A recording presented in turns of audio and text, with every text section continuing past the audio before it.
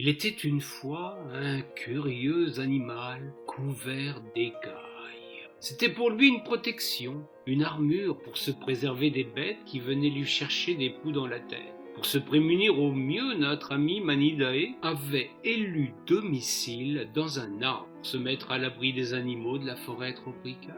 Le pauvre, il avait plus redoutable ennemi encore, cette envahissante espèce qui, pourtant, tout comme lui, marche sur la plante des pieds. Ces redoutables plantigrades qui n'eussent que de leurs membres postérieurs pour semer la terreur sur la planète tout entière, s'en prennent par gourmandise et esprit de lucre aux amis de notre charmant compagnon à quatre pattes. C'est une hécatombe dans les rangs des enrouleurs de langue, les frères, sœurs, cousins et cousines de Manidae. Des gens cherchant sans doute la petite bête les avaient nommés Penguling, parce qu'ils déroulaient leur longue langue pour aller se nourrir de termites. Ce terme devint pangolin. C'est ainsi désormais que les compères de notre ami sont désignés, surtout sur les étals chinois. Manidae ne savait rien du sort qui lui était promis. Son unique préoccupation se cachait le jour, tenter la nuit de descendre de son arbre, d'échapper aux braconniers pour aller trouver sa pitance. Au fil du temps, la vie devint pour lui de plus en plus infernale. Il devait attendre les heures les plus reculées de la nuit pour espérer trouver quelques minutes pour se sustenter. Ce confinement arboricole lui pesait énormément. Les journées sont longues, les nuits plus encore quand on doit rester accroché à sa branche refuge. Manidae ne disposait ni de compagnon, l'animal est solitaire, endurci par sa carapace, ni même d'écran pour occuper son temps. Il est vrai que la canopée, fort heureusement encore, est une zone blanche qui n'a pas vu fleurir les antennes relais. Notre ami trouva refuge dans la lecture. Je sais que beaucoup émettront des doutes sur cette assertion. Ce n'est pas parce que les bourreaux ont perdu le goût puis progressivement la capacité de donner du sens à ces étranges signes qui constituent un livre que leurs victimes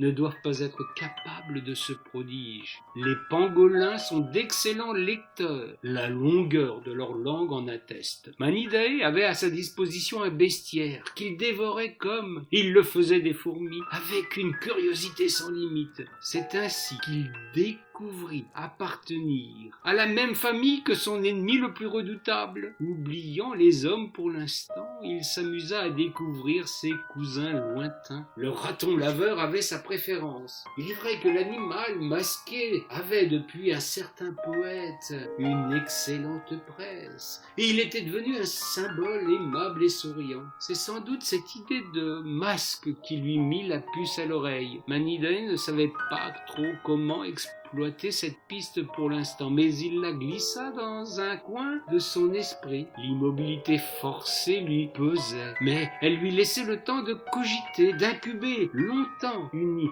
idée avant que de la voir rejaillir soudain. Dans ses autres congénères, il y avait également des ours. Manidae se sentait tout particulièrement solidaire de ceux qui tentaient de survivre sur la banquise, un monde qu'il était pourtant totalement étranger, mais dont il parvenait à saisir la beauté sauvage par le seul pouvoir de son imagination. Manidae pensait qu'il pouvait de son arbre leur venir en aide, une pensée absurde pour ces prétentieux qui pensent diriger le monde, mais une certitude pour notre ami depuis qu'il avait tenu une longue conversation avec un papillon qui battait de l'aile. Il poursuivit ses investigations, s'amusa de la capacité folle des lapins à se multiplier à une vitesse extraordinaire. Il en était même un peu jaloux, lui qui ne pouvait avoir qu'un enfant à la fois. Cette notion de multiplication rapide, de pouvoir, d'extension presque exponentielle, resta dans un coin de son esprit en ébullition. Il sentait monter en lui une fièvre créatrice.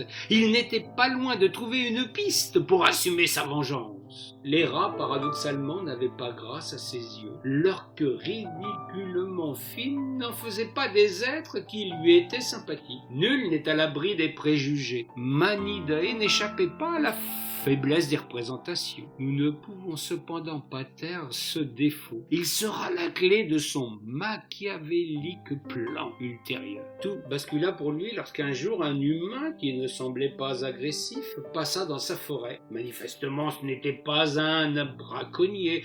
Il n'en avait ni l'allure, ni la panoplie, ni la rouerie. Il observait la nature à la longue vue, prenait des notes et des photographies. L'éthologue, puisque c'en est un, Manidae, en bon lecteur, avait une culture plus vaste que beaucoup d'autres, s'assit au pied de l'arbre. L'homme voulait se reposer sans doute pour se faire. Et c'est ce qui le rendit immédiatement sympathique à notre pangolin. Il prit un livre et s'y plongea avec un intérêt non dissimulé. 1 heure plus tard, le scientifique voulut se remettre en marche. Il rangeait ses affaires quand il fut pris d'une formidable quinte de toux. C'est ainsi que bien involontairement il fit tomber sans s'en rendre compte son précieux livre et basculer l'histoire. Il partit, tandis que Manidae attendit le secret de la nuit pour aller quérir ce trésor. Lorsque le jour arriva, il put enfin le feuilleter. La fée électricité ne vient pas brouiller les pistes en ce coin reculé de la planète. Seules les lampes torches des maudits braconniers annoncent bien souvent la fin des temps. C'est sous un soleil éclatant que Manidae eut à son tour le bonheur de découvrir la plume d'Albert Camus. Il fut émerveillé par ce récit qui le bouleversa littéralement. Plus il lisait, plus les idées s'associaient les unes aux autres dans son esprit. Il allait démontrer aux humains cette espèce prétentieuse et indigne de quel bois il se chauffe. Il mit en place un plan machiavélique, en mesure de mettre à genoux tous les humains. Il allait peut-être sauver ses amis les ours en leur faisant toucher du doigt qu'ils ne sont pas les propriétaires de la terre, mais de simples locataires parmi tous les autres. Le pangolin avait le virus de la lecture. Il allait le transmettre aux êtres raisonnables, afin qu'ils pensent enfin un monde meilleur, loin de ce système absurde qu'ils ont mis en place. Vous savez la suite. Manidae créa une maladie qui s'attaqua tout d'abord à ces curieux individus qui mangeaient ses pareils. La vengeance échappa à son créateur, elle fit tache d'huile, se répandit sur tous les continents, faisant des victimes malheureusement innocentes. Mais comment faire autrement, tant la situation était devenue intenable sur la planète? Manidae ne sut pas vraiment le cataclysme qu'il avait déclenché. Lui avait décidé du haut de son arbre de relire ce merveilleux roman qui lui avait permis de reconstituer tous les fragments de son pulse intérieur. C'est, vous l'avez compris, la peste. Je vous invite à le lire ou à le relire, mais surtout après à repenser cette société devenue folle. Si vous ne retenez pas la leçon, le pangolin malin saura vous lancer un nouveau sortilège. Je viens en effet de lui faire parvenir le hussard sur le toit de Giono. Rassurez-vous, ce ne fut pas par le truchement d'Amazon, ce tueur de la culture indépendante, mais par un bon ami libraire en Afrique.